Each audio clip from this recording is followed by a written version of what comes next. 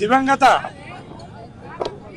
నేత అనంత వెంకటరెడ్డి గారి 25వ వర్ధంతిలో అశేషంగా జనం పాల్గొనడం అనేది ఆయన గతంలో చేసిన సాగునీటి తాగునీటి కృషి అనుకోండి, ఈ పట్టణంలో ఈ జిల్లాలో శాంతి కోసం పాటుపడిన వ్యక్తిగా, అదేవిధంగా పార్లమెంటులో కానీ రాజ్యసభలో కానీ అనేక సార్లు ఈ జిల్లా యొక్క కరువు పరిస్థితులను గలము విప్పిన మహానుభావుని వర్ధంతిలో పాల్గొనటం నేను కూడా ఎంతో ఆనందంగా అదృష్టంగా భావిస్తున్నాను.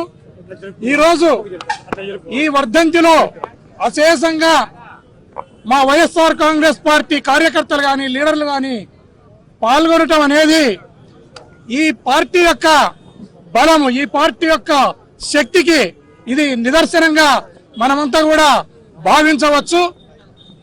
అదేవిధంగా ఆయన బాటలోనే ఆయన కుమారుడు అనంత వెంకటరామిరెడ్డి గారు కూడా ఈ టౌన్లో శాంతి కోసం కానీ, ఈ టౌన్ అభివృద్ధి కోసం కానీ, ఈ జిల్లా ఉమ్మడి జిల్లా అభివృద్ధి కోసం కానీ పాటుపడటం అనేది చాలా సంతోషం.